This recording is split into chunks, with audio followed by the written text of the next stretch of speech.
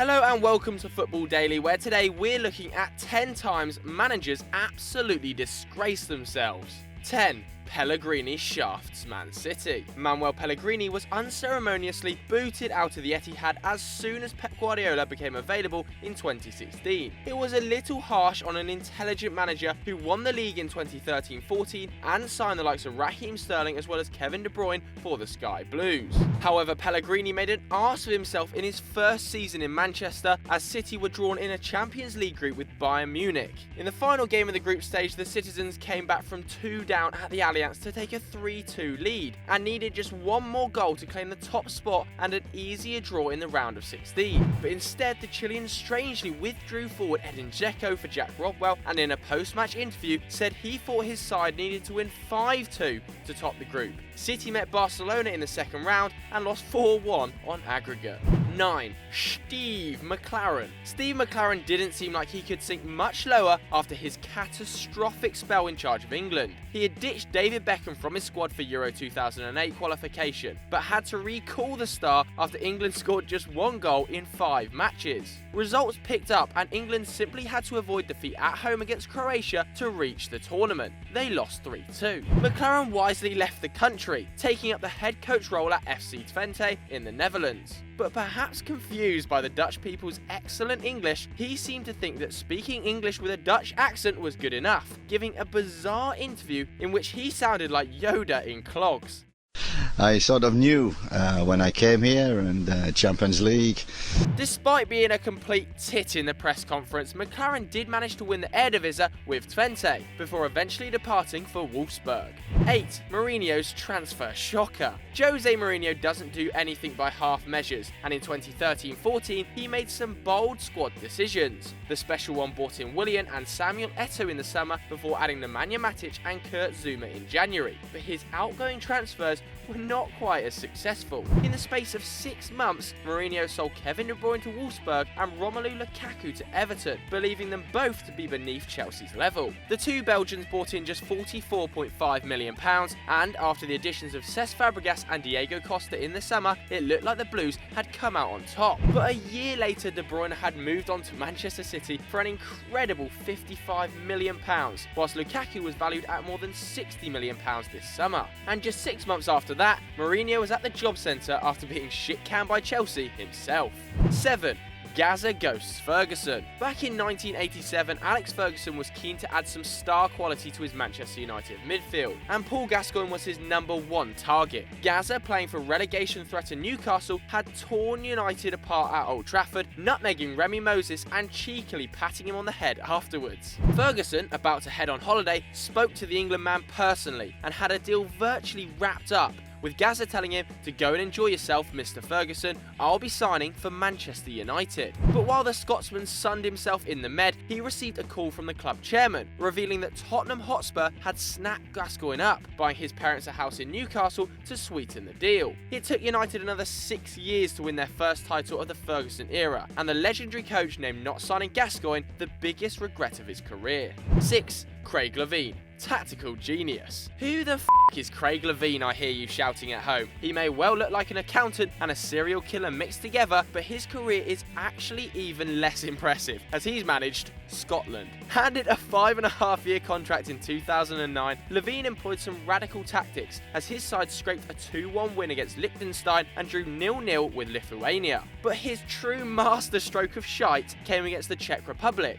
Levein had said he had watched a couple of European games, really going above and beyond there, Craig, and Rubin Kazan had nabbed a 1-1 draw with Barcelona through an innovative 4-6-0 formation. Unfortunately though, it didn't pan out the same for the Scots, who lost 1-0 to a Roman Hubnik strike. Scotland then failed to qualify for Euro 2012 as a result, and 2 years later, Levein was gone after missing out on a World Cup in 2014 as well.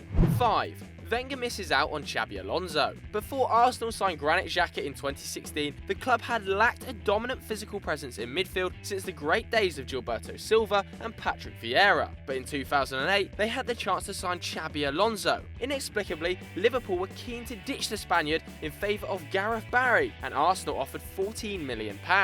But Liverpool's Barry deal fell through, and Arsenal refused to up the bid to £17 million.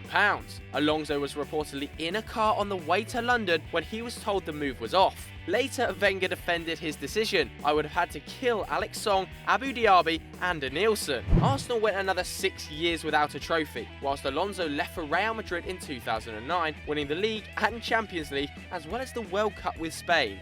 Well done, Arsene Wenger. 4. Claude Anelka. The older brother of Nicolas Anelka, Claude was an even bigger twat than his sibling. After failing to make it as a player, Claude acted as his brother's agent, as well as working as a DJ on the side. But Anelka had aspirations to manage, and offered Scottish First Division side Raith Rovers £300,000 to let him take over as coach. Keen to sign players he knew, Anelka signed 9 Frenchmen, but constantly used them out of position as he presided over an incredible run of 1 draw and 7 losses in 8 games. He was relieved of his duties within the first 2 months. Incredibly, the club let him continue as director of football though, before eventually sacking him from that role as well after just 4 more weeks. A stint in the North American Soccer League followed, but that also ended in disgrace, and Anelka now coaches a youth team in Miami. 3. Ali Dyer. Ali Dyer was a Senegalese footballer, or more accurately, failed footballer who had been turned down by Port Vale and Gillingham on trial in 1996. But instead of giving up, Dyer got creative and set his sights on the Premier League. Saints manager Graham Souness received a call from former World Player of the Year George Weah, who claimed that his cousin, Ali Dyer, was a talented forward and could do a job for Souness. According to Weah, Dyer had featured for Paris Saint-Germain and had a hat full of international caps. Souness promptly signed Dyer up. However, the call was not from Weah at all. It was actually from a friend of Dyer's, and when the striker got his chance against Leeds, the lie became painfully obvious. Sub just half an hour in, Dyer ran around like Bambi on ice in the words of Matt Letizia, and was substituted himself on 85 minutes. Souness's face turned every shade of red as Saints went down 2-0. 2. Laurent Blanc disgraces himself. A world champion with France as a player, Laurent Blanc took the national team's reins as coach in 2010. Fresh from a calamitous showing at a World Cup, the squad needed a steady hand, and Blanc was well respected, having won a league and cup double with Bordeaux the previous year. However, in 2011, Blanc was recorded discussing a proposal to limit black and Arab players at French football academies. In the tape, Blanc characterised black players as big, strong and powerful, perpetuating the stereotype that white players would offer the brains and black players only the physicality. Blanc vehemently defended himself, but it was a bleak day for French football, not least because Blanc's World Cup medal had come as a part of a team acclaimed for being blanc, black et bleu, white, black and Arabic, the face of modern France. 1. We've got Tim Sherwood. Kenny Dalglish was undeniably successful at Blackburn Rovers. The Scot signed Alan Shearer from Southampton and won the league title with Rovers in 94-95, pipping Manchester United by a point. However, on one particular transfer, Dalglish let himself be swayed by the club chairman, and he'll never live it down. The coach had heard about a young French player who was impressing with Bordeaux and had just made his debut with the national team, coming off the bench to score twice and rescue a 2-2 draw against the Czech Republic.